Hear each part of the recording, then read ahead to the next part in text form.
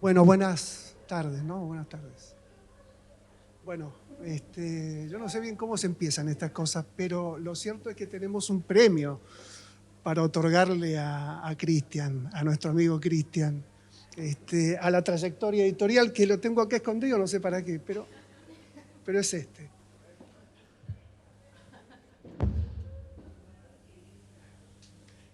Yo supongo que se debe romper fácil, ¿eh? Ajá. Es un reconocimiento.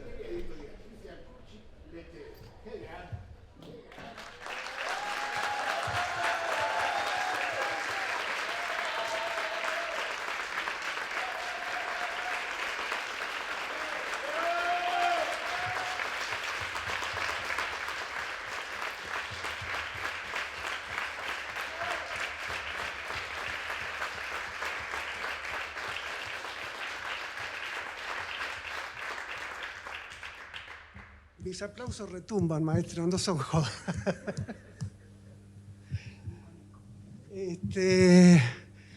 No, bueno, yo había preparado una cosa, pero no la voy a leer, ni mucho menos se la voy a entregar a él. Así, brevemente, creo que tiene que ver con su calidad de editor, pero forzosamente también con nuestro vínculo de hace muchos años. Y aprovechamos acá que tanto Pedro como Jorge somos y son grandes amigos de Cristian y qué sé yo. Y a mí me encanta estar acá compartiendo con ustedes. O sea que éramos al principio nosotros dos y ahora somos cuatro para balancear un poco el asunto. A mí no me resulta fácil hablar de un amigo porque la amistad tiene algo, creo, de exclusivo y a su vez de excluyente, ¿no? Está preparado esto, ¿eh? Exclusivo y excluyente no se me cruzó así nomás. Pero me parece que es así, es decir, uno forja una amistad y forja también como un idioma, anatemas compartidos, nombres propios que uno tiende a anatemizar precisamente. Y a su vez creo que tiene algo de excluyente, es decir, una amistad queda como forjada por esa especie de mundo donde difícilmente participe otra persona que esté fuera de ese círculo áulico de la amistad. En el caso con Cristian, por ejemplo, elegimos nunca tutearnos, lo cual es una rareza, porque yo nunca lo tuteé a Cristian, salvo alguna vez donde las papas quemaban, y viste cuando... Es como los perros, pero al revés, viste, que cuando lo tratás mal le decís, quédese, quédese. Pero finalmente, cuando no pasa nada, lo tuteás. Bueno, con Cristian creo que nunca nos tuteamos, realmente. Y nos pusimos un apelativo mutuo que siempre funcionó al día de hoy, que es maestro. Es maestro. Yo me acuerdo una vez que llamé a su casa y me atendió Chiarita, que era muy chiquitita, siendo un bebé. Me atiende muy gentilmente, etcétera, etcétera. Se va del teléfono, se aleja y le dice, Pa, es tu maestro. Era como un ashram ya. Yo me sentía poco menos que Buda. Bueno, nada, a ver, con Cristian fuimos libreros, dictamos talleres de literatura de viajes, con un público creo que muy selecto, creo que entre otros estaba Lucrecia Martel, que creo que aprendió muy rápido todas las lecciones porque a los 3 días estaba fuera ya. ¿No? Sí, 2 sesiones duró. En su casa, en la mía, hasta que creo que suspendimos cuando nos dimos cuenta que nadie pagaba. Y a la mierda, ¿no? Y rápidamente creo que ese grupo se convertía en un grupo de terapia más que de estudio de algo. Y fuimos analistas mutuamente una u otra vez. Pero fundamentalmente supongo que hay muchos tipos de amistad y que con Cristian compartimos proyectos. Es decir, yo creo que hay otras clases de amistades que se fundamentan en la confidencia. Creo que con Cristian finalmente fueron proyectos y son proyectos compartidos, basados en entusiasmos comunes, muy arraigados y muy parecidos, que tienen que ver con el cariño por lo estrafalario, por lo extraño, por lo distante, por las geografías, por los géneros abolidos. Y creo que eso nos une sempiternamente. Y yo creo que esas amistades son las que en mi caso más perduran, porque cada encuentro es un proyecto y cada proyecto no siempre es un proyecto realizado, pero creo que no importa, vale el proyecto a veces y nada más. ¿Qué más quería decirles en este caso? Uno de los proyectos fue Sigua, que lo hicimos durante mucho tiempo, que fue como un poco la culminación de todo esto que les estoy contando. Empezamos con un formato tabloide de 16 páginas a un color, en una especie de asco acaballado, en un formato sábana.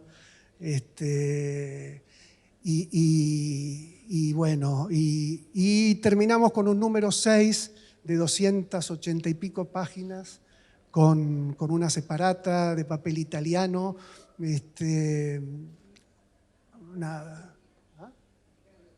dedicada a los vientos, que creo que con eso un poco tocamos el cielo hasta que el cielo se nos derrumbó casi inmediatamente encima, porque, bueno, Esther Soto, nuestra productora, que era la que organizaba un poco el caos, se mudaba de barrio y con Esther se mudaba la recaudación y se mudaba la gana de hacer otro número. Bueno, y todo esto. O sea pero llegamos a toda esa parábola de empezar desde la nada hasta llegar a un número 7 estruendoso, doy fe, y quienes la conocen, no es porque lo diga yo, que lo diga Cristian, pero bueno. Pero creo que fue muy placentero hacerlo y doy fe que el número de los vientos se le ocurrió a Cristian. Estábamos volviendo de presentar Sigua en Mendoza, en medio de una turbulencia de vientos onda espantosa, y a este se le cruzó hacer la Sigua de los vientos. Digo, por poco no nos convertíamos en viajeros de ultratumba.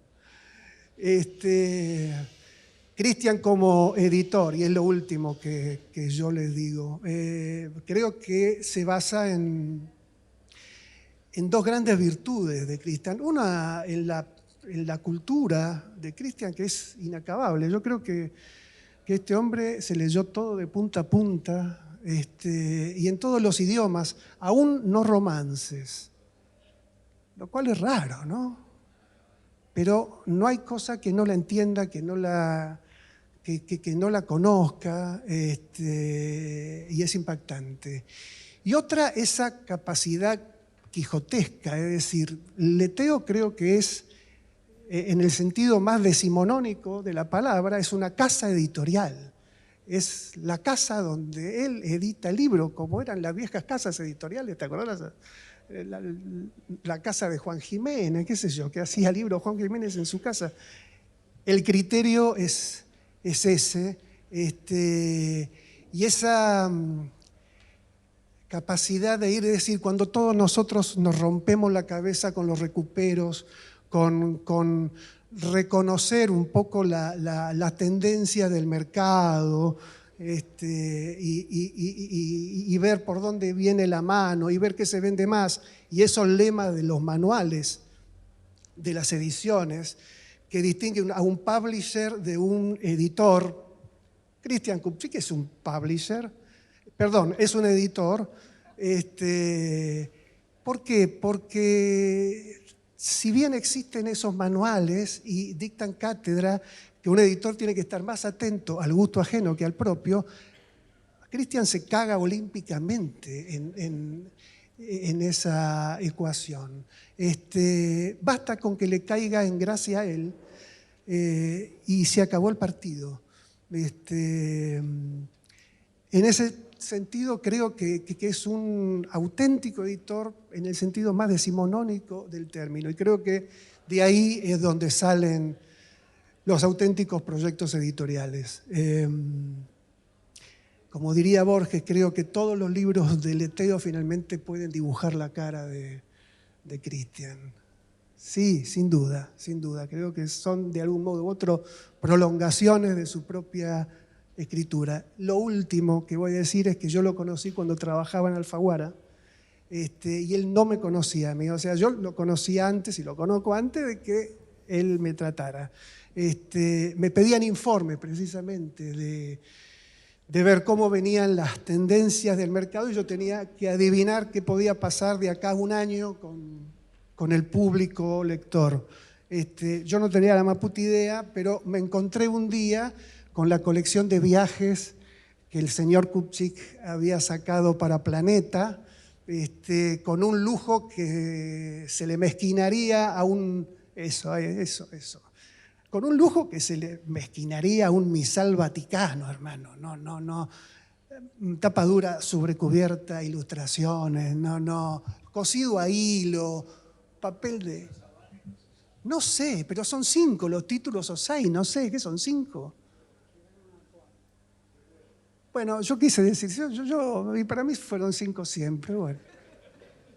5. Y yo cuando vi eso, y sin conocerlo, mandé un informe a España, a Santillana, España, Polanco, y les afirmé absolutamente y sin lugar a ninguna vacilación que la tendencia del mercado pasaba por la literatura de viajes y que yo tenía entre mis manos los viajes publicados por Cristian en Planeta y que eso se tenía que llevar puesto el mercado argentino del libro. El mercado dijo exactamente lo contrario. Pero yo me hice muy amigo de Cristian a partir de esa experiencia. Maestro, por eso se lo quiere y no tengo mucho más que decirle.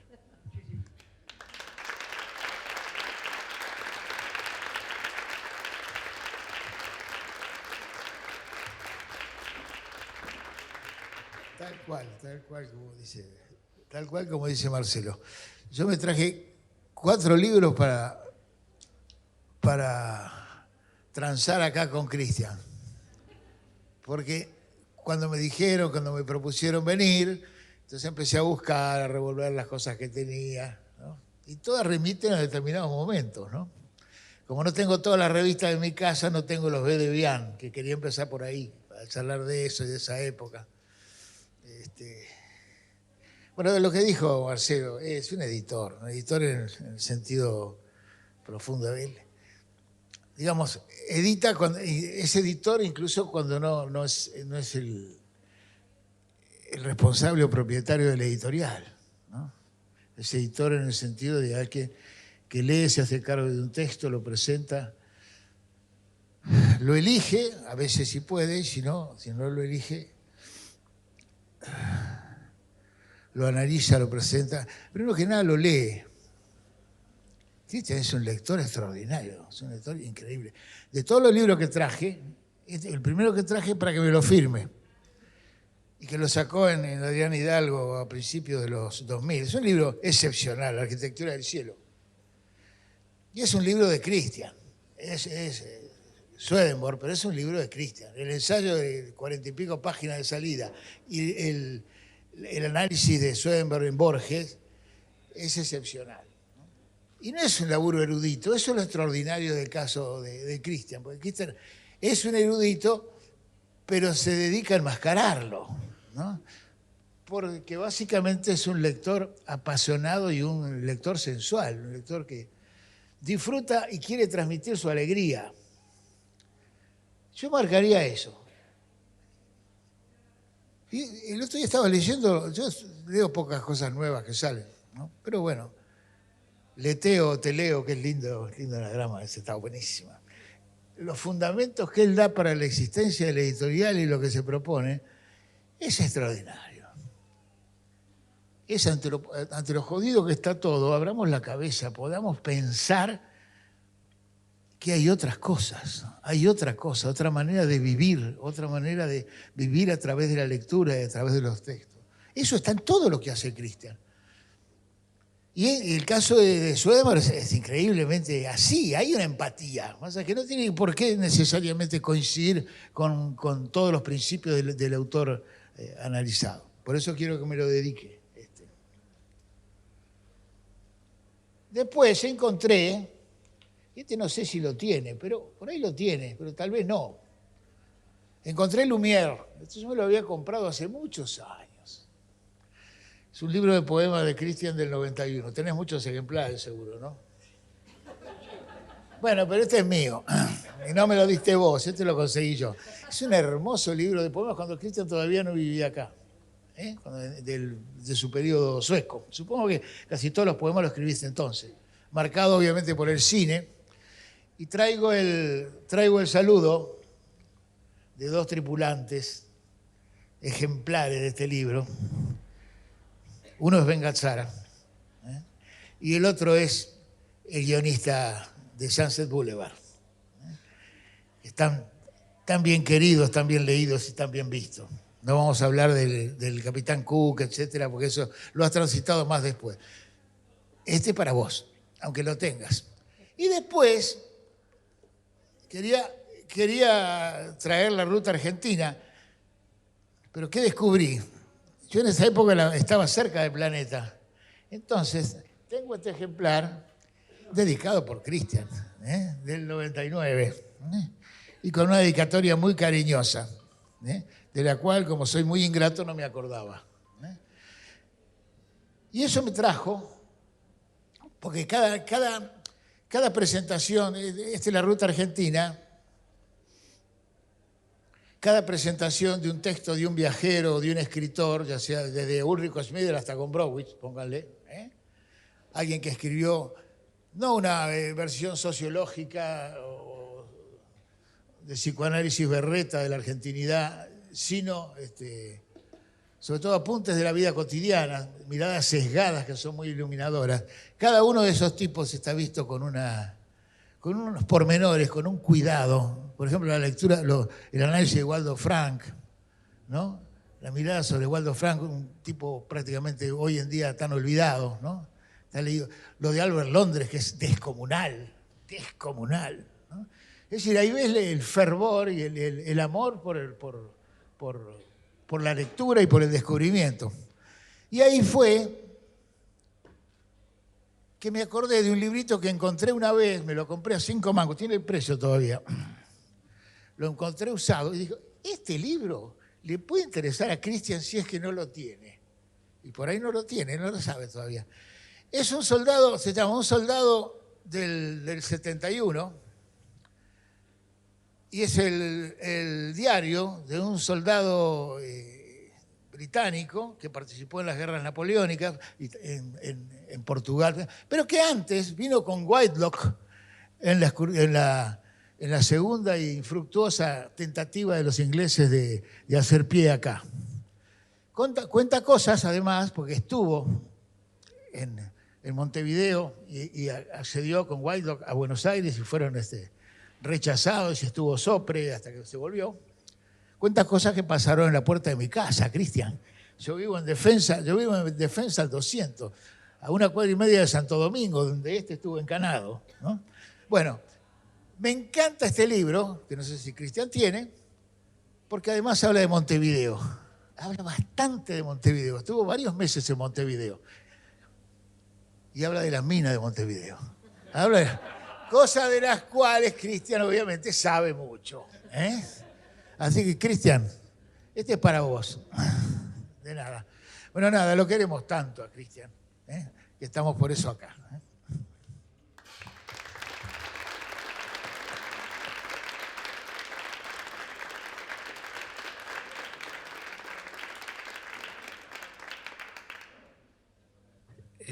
Bueno, Buenas tardes. Como dijo Juan, lo queremos tanto a Cristian. Estaba pensando hoy cuándo lo había conocido, cuándo nos conocimos con Cristian. Y la verdad es que no recuerdo exactamente cuándo nos conocimos.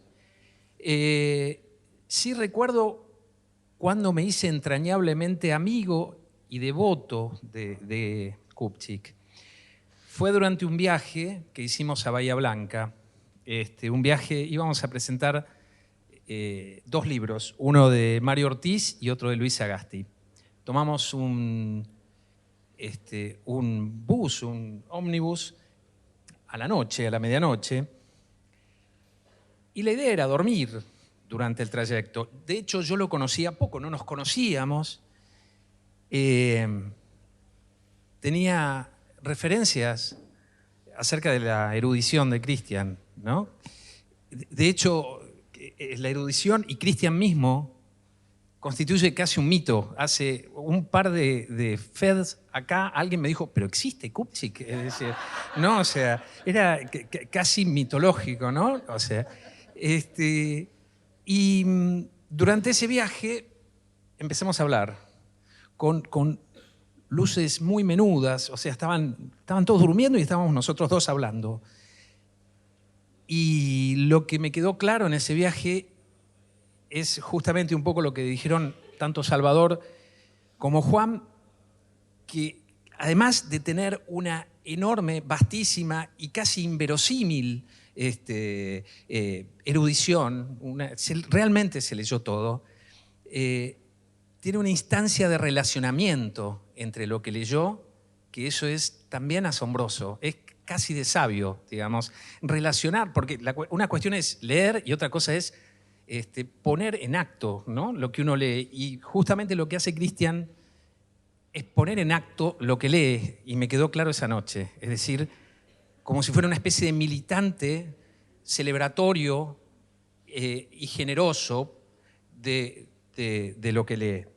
Así que me quedé con la boca abierta, ¿no? Esa noche, esa generosidad que tiene no solo se circunscribe a la literatura, sino que es un tipo enormemente generoso, y también me quedó claro esa noche, al punto de constituirse en una especie de pilar de mi vida, digamos, definitivamente. Como decía Salvador, los proyectos terminan por unirnos, por soldarnos, por hermanarnos. Esa noche nació Leteo, o comenzó la idea de Leteo, ¿no? O sea, nosotros llegamos a Bahía Blanca, presentamos los libros con un auditorio extraordinario. ¿Te acordás la cantidad de gente que había? Era increíble, increíble, increíble. No lo podíamos creer, realmente.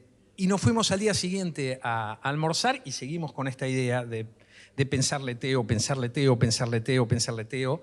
Y nos fuimos como hermanando, soldando, soldando, soldando, a partir de la pasión y de la enorme generosidad del amigo que decide compartir conmigo este proyecto absolutamente extraordinario que es Leteo, que lo tenía carburado desde siempre, por otra parte. Como dato, esa noche pensamos inmediatamente en Pedro como primer autor a publicar, es decir, los dos teníamos la cabeza puesta en Rey, ¿no? O sea, eso lo tuvimos claro y no lo dudamos en ningún momento, ¿no? Y el proyecto, bueno, ahí inició.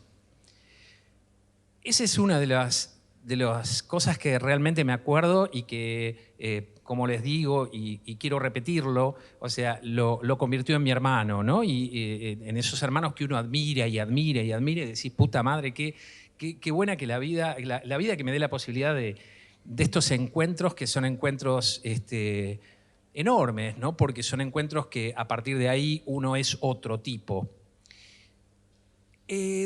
Antes o después, no, después fue Linterna Negra, ¿no? Hicimos un taller, en algún momento habíamos pensado que la literatura con el cine se podían cruzar.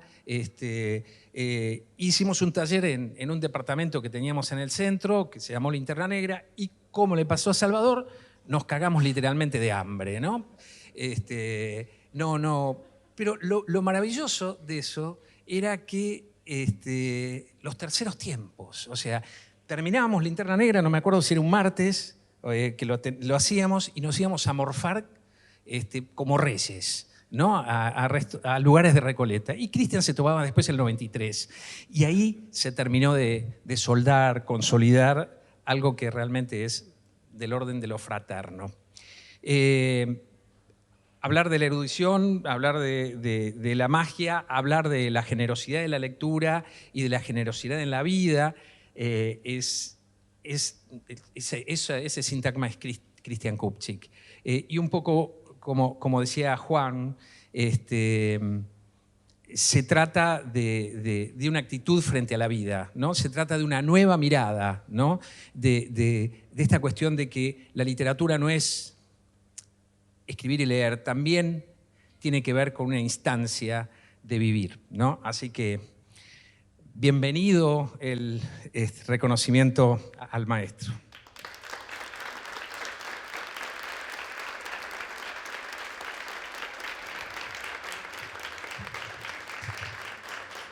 Hola, ¿qué tal?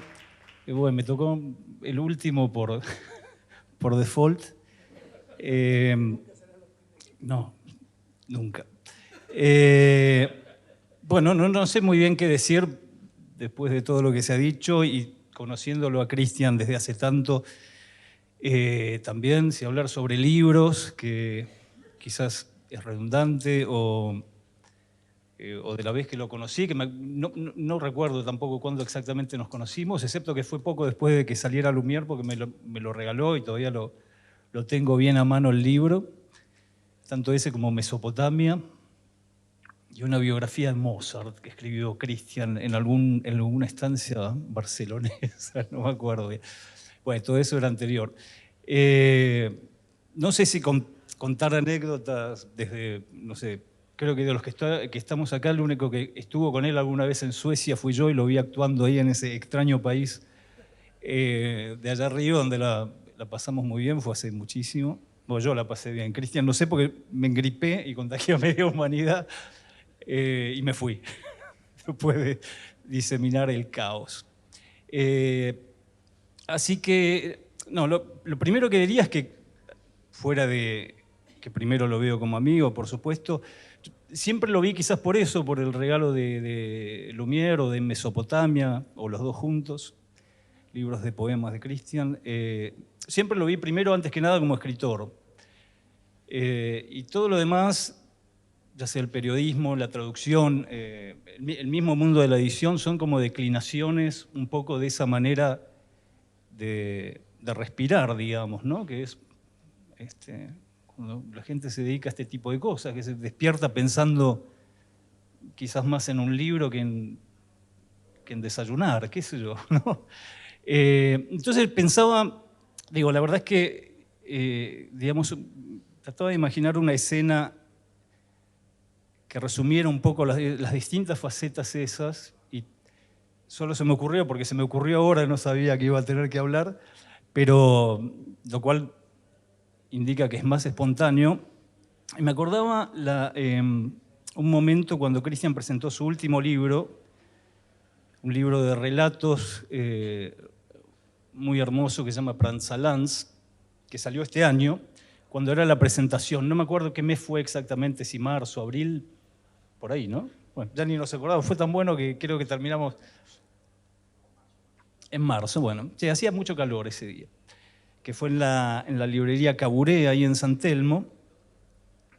Una presentación muy linda, que estaba Emilio, que está por ahí, Emilio Jurado Naón, que en un momento en la presentación le dice a Cristian, le dice al público en realidad, ¿no? Que Cristian siempre, cuando uno se encuentra después de un tiempo con él, te dice: tengo algunas cosas que contarte, te voy a contar. De hecho, hablé con él ayer y me dijo: tengo 2 cosas que contarte muy lindas. No, como un gesto narrativo casi en la vida que tiene Cristian. Entonces, pues tuvo la presentación muy linda, como decía, y después, como buen exfumador, tengo la tendencia a salir al aire libre enseguida. Ya no fumo, pero me sumo a los que están fumando, a los que están dando vueltas por ahí. Y de repente había un grupito de gente, creo que Emilio estaba también ahí, no recuerdo bien, en la semioscuridad, ahí en la penumbra de la calle, ahí en pleno San Telmo. Y entonces alguien refiere de nuevo esto, ¿no? La idea de que siempre Cristian dice, tengo un par de cosas que contarte, hay cosas interesantes. Y empieza uno y otro va contando otra anécdota. Una dice, sí, a mí me contó la otra vez tal cosa, qué sé yo. Y yo ahí, que no conocía, excepto Emilio, no conocía a nadie, en un momento digo, bueno, sí, Cristian tal cosa. Y veo que toda la gente me mira como diciendo, ¿y este advenedizo quién es? Que viene, por no decir otra cosa, ¿no? Que vino a opinar de Cristian, que es amigo nuestro. ¿Quién es? Y eso es un momento bastante raro en la historia de una amistad, de darse cuenta de ese momento de infidelidad, que el tipo tiene una cantidad de amigos de generaciones infinitamente más jóvenes que a uno lo miran como si fuera eso, una suerte de colado, de entrometido que quiere sumarse a una ola ahí de amistad sin que nadie sepa. ¿Cómo? Me quedé callado simplemente. Primero con ese toque de celos y después diciendo, qué bueno, qué lindo, primero que estuvieran ahí para reconocerlo como escritor, ¿no? Por la presentación del libro, por ese microanecdotario que surgió ahí, y también lo que pensaba, y yendo al punto que nos convoca hoy, que también esa es la tarea de un editor, ¿no? La tarea de saber hablar y hablar con, no necesariamente con la gente que uno va a editar, porque no puede editar 1 millón de libros como el millón de amigos que seguramente tiene Cristian por ahí.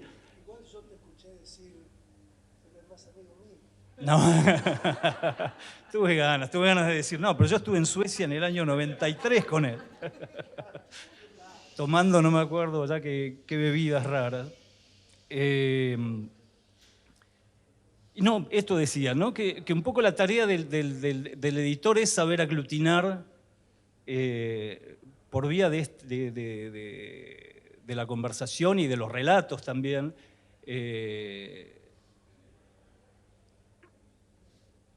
a un montón de gente alrededor, ¿no? Y lo pensé específicamente en función de la cuestión de la edición, que es un tipo de tarea que parece muy fácil y es muy solitaria, por otro lado, ¿no? Como la del escritor, como la de cualquiera que se sienta teniendo que dedicar momentos así de altísima concentración y a la vez todo lo contrario. Y que Cristian tiene ese don absoluto para la conversación primero, para la amistad después, en dosis masivas, digamos, cosa de la que yo carezco absolutamente. Así que bueno, nada. Me alegro mucho que te estén dando este reconocimiento ahora, siendo además editado por vos, que también es un placer de que en algún otro momento hablaré, pero no quiero excederme tampoco en el tiempo. Así que bueno, un abrazo así, ahora te lo daré.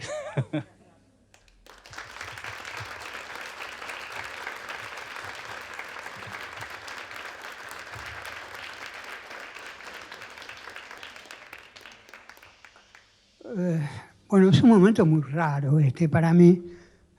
Cuando me enteré de este reconocimiento, la verdad es que me sentí muy intimidado en un primer momento, incrédulo, tomando en cuenta, digamos, que es un reconocimiento a la labor, a la trayectoria editorial en un país que tiene una tradición editorial tremenda, de Muchnik a Jorge Álvarez, o de Spivakov a Juan Sasturain, Salvador Gargiulo, o Paula Pérez Alonso, que fue la responsable de los libros de viaje, esa locura total de tapadura que nos frenó el 2001, ¿no? Pues si no, hubieras podido venderle tu proyecto a Alfaguara, ¿no? Y la verdad es que yo dije, pero esto me excede, o sea, creo que habla más de la generosidad de quienes concedieron este reconocimiento que de mis modestos aportes realmente. Además, hace 4 años tengo la fortuna de compartir un espacio con la distribuidora Carbono, donde hay excelentes editores y de los que aprendo día a día. De forma tal que escuchar a quienes son mis hermanos, ya, porque son mis mejores amigos, tanto Jorge como Salvador como Pedro, y aunque no nos vemos tanto, con Juan también. El libro ese, no te acordás, Juan, pero de la ruta argentina, vos me ayudaste mucho porque yo quería incluir a Antoine de Saint-Exupéry cuando pasó por acá. Y Juan, que tiene una biblioteca infinita de Babel, sacó un libro de Saint-Exupéry con cartas a la madre diciéndole: no vengas nunca acá, que es un lugar espantoso, y yo te quiero mucho, mamá, como para eso, ¿no? Bueno, a mí me cuesta escuchar hablar de mí mismo, me cuesta incluso verme reflejado en el juicio de otra gente querida. Mi mamá me retaba siempre porque cuando salía una crítica de un libro mío o algo que yo publicaba, me decía: nunca me contás nada, ¿no?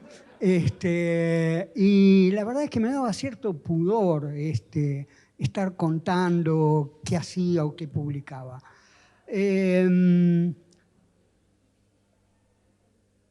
Ayer hablaba con unos colegas editores extranjeros con los que nos reunimos, que se mostraban realmente sorprendidos de la vitalidad que encontraban, la vitalidad cultural que encontraban en Buenos Aires, ¿no? Y yo creo que, sobre todo, lo que tiene que ver con el área editorial participa de lo paradojal. O sea, la muestra más manifiesta de esto es este espacio, es la FED. O sea, en un país que está atravesando una de sus peores crisis en el mundo, hay más de 200 editores con propuestas completamente distintas, con aportes, más los visitantes que vienen. El año pasado fueron más de 16.000, creo, que son lectores reales, lectores en potencia. Y eso entra dentro de la paradoja, porque no hay una explicación racional de por qué ocurre eso. Ni siquiera este es un país que facilita, como otros, como Chile, México, los países europeos, muchos medios para incentivar la publicación, ¿no? Yo recuerdo que hace unos años un señor ya grande que era ingeniero, venía de otro palo, pero al final de su vida se entusiasmó con las ciencias sociales y con la historia. Yo por entonces estaba trabajando, dejando de trabajar en Paidós, y hablamos y me dijo: ¿y por qué no hacemos algo editorial, ¿no? Yo dije: bueno, sí, ¿por qué no? O sea, una editorial no se le niega a nadie, ¿no? Era más para el lado de las ciencias sociales, la historia, pero hicimos algunas cosas lindas, publicamos un libro de poemas de Alberto Spumberg, cuando recién Alberto volvió al país, rescatamos los cables de Ancla, la agencia de Rodolfo Walsh, hubo cosas muy lindas.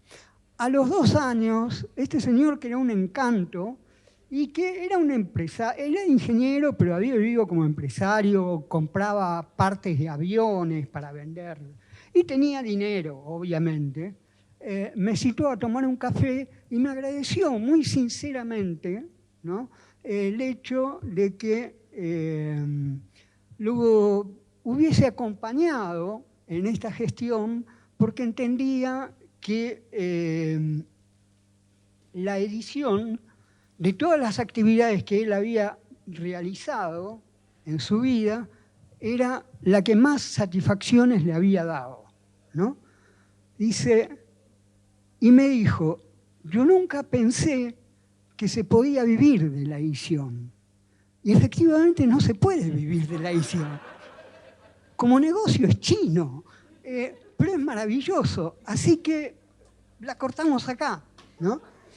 Entonces, yo decía, ¿por dónde pasa esa seducción de trabajar con las palabras en el segmento que sea? Todos, quienes escribimos, quienes editamos y demás, vivimos envueltos en un laberinto de palabras, ¿no? Y peleando con ellas como si fuéramos alquimistas buscando la eterna juventud.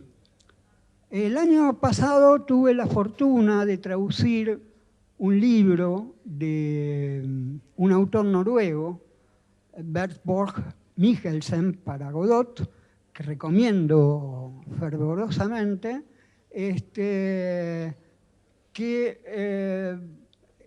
se llama Cómo los signos de puntuación cambiaron el mundo. Y al principio hay toda una parte histórica donde se cuenta cómo se llega a los signos de puntuación, ¿no?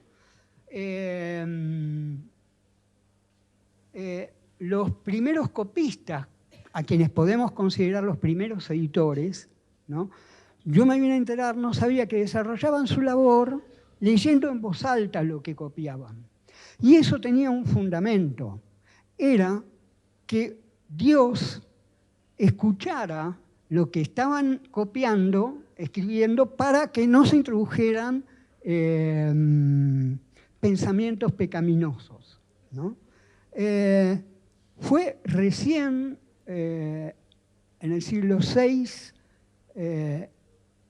cuando Isidoro de Sevilla advirtió, o sea, ¿por qué se leía en voz alta? Porque se entendía que además la gente que escuchaba incluía esos conceptos al lenguaje oral.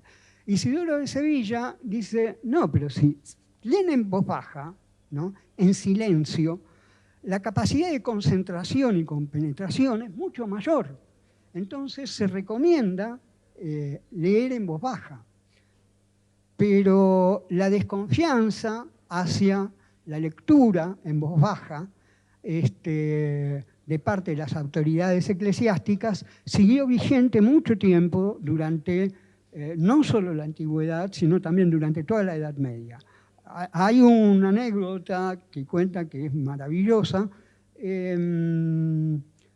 que San Agustín viaja a Milano para encontrarse con Ambrosio, con el obispo de Milán, a mostrarle unos textos que él había escrito sobre el tiempo. Y emocionado espera escuchar la voz de Ambrosio leyendo sus textos. Pero Ambrosio lo lee en voz baja. Y San Agustín queda un poco perplejo, ¿no? Entonces concluye diciendo de que lo conmovió más profundamente la mirada de Ambrosio leyendo que escuchar su voz, a la que ya conocía, ¿no? Después, obviamente, la lectura en silencio se fue masificando y se fue haciendo costumbre. Pero lo que yo me planteaba también dentro de lo paradojal es cuál es nuestra lucha con las palabras, ¿no? Cuando editamos, cuando escribimos. Y pienso que tiene que ver con un solo objetivo: encontrar una verdad que exprese lo inexpresable, ¿no? Como me ocurre a mí ahora, que no puedo expresar lo que siento en este momento, donde me siento más como el personaje de Cortázar en Queremos tanto a Glenda, ¿no? Que como Christian Kupchik,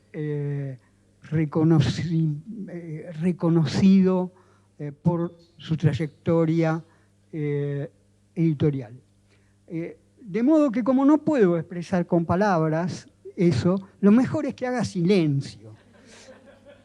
Pero antes de hacer silencio, quiero agradecer profundamente a mucha gente. Mi abuelo me decía que había que ser agradecido en la vida y yo pienso cumplir. Obviamente, a mis 4 amigos, hermanos que están acá presentes, me parece que fueron excesivamente generosos en sus conceptos y bueno, saben que en mí tienen un aliado permanente. También quiero, de modo particular, ya que estamos hablando de la parte editorial, con Jorge, porque fue gracias a él que arrancamos con Leteo. También quiero agradecer a que no está presente, a Lucas Frontera, con quien sostengo una batalla cuerpo a cuerpo con cada libro, pero finalmente logra hacer esos objetos tan bellos estéticamente.